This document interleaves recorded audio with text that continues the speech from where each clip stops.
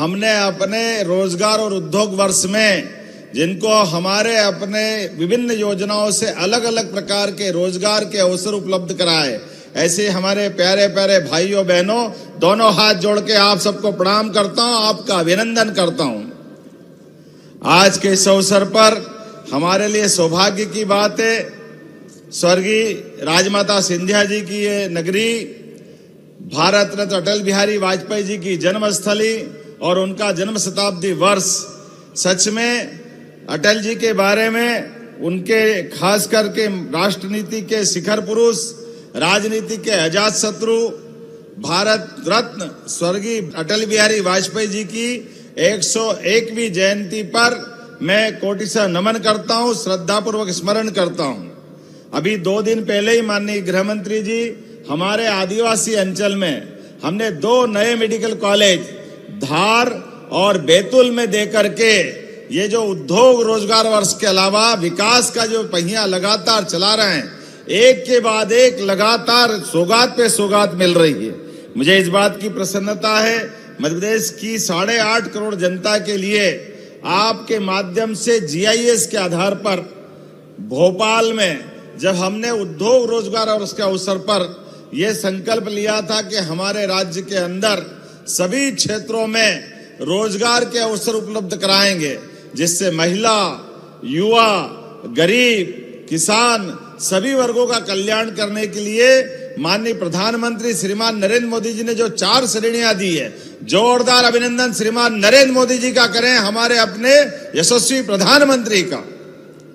जिनके कारण से हमारी सरकार, उनके आशीर्वाद से, आपके कुशल मार्गदर्शन से एक एक करके सभी क्षेत्रों में समान रूप से अपने विकास के नए आयाम रख रही। जब मैं उद्योग रोजगार वर्ष की बात कर रहा हूं तो आज इस अवसर पर लगभग 2 लाख करोड़ के निवेश का जो सौगात आपने प्रदेश को दी है वो अद्भुत दी है। माननीय गृह मंत्री जी को मैं धन्यवाद देना चाहूंगा। हमारी सालों पुरानी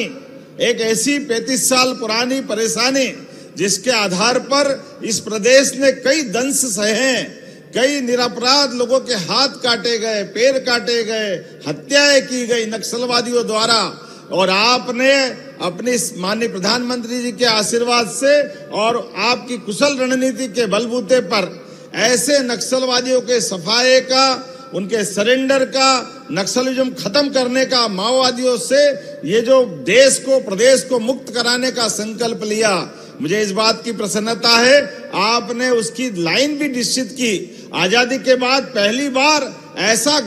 एक तरह से इतने कठिन विषय को लेकर के एक संकल्प लेते हुए एक राजनेता, और केवल संकल्प के धनी नहीं, उसको मूर्त रूप कराने वाले गृह मंत्री हमारे बीच जब रहे, मुझे इस बात की प्रसन्नता है। आपके मार्गदर्शन में मध्य प्रदेश ने 11 दिसंबर को लाल सलाम को आखिरी सलाम किया है। मैं आपको बधाई देना चाहता हूं। सच में ये बहुत बड़ा काम आपके माध्यम से हुआ है। जब गरीब वर्ग के लिए, युवाओं के लिए रोजगार का इतना बड़ा निवेश लेकर के लगातार आगे चल रहे हैं, लगभग 8.5 लाख करोड़ से ज्यादा का निवेश आज मध्य प्रदेश के अंदर लगने जा रहा है, तो ये हमारे प्रधानमंत्री जी का विजन और जनता के प्रति जन कल्याणकारी भावनाओं के आधार पर हमारी सरकार के एक के बाद एक सौगातों पे सौगातें देने का ये निर्णय भी है, और आप सब साक्षी भी बने। मैं मध्य प्रदेश की धरती पर यशस्वी गृह मंत्री जी का पुनः वंदन करता हूं, अभिनंदन करता हूं, और उम्मीद करता हूं आपका आशीर्वाद हमको इसी प्रकार लगातार मिलता जाएगा। अटल जी की जन्म जयंती को इससे अच्छा सार्थक करने का कोई मौका क्या हो सकता है, जब हम ग्वालियर की धरती पर लाखों करोड़ों लोगों को रोजगार उपलब्ध करा रहे और साथ ही साथ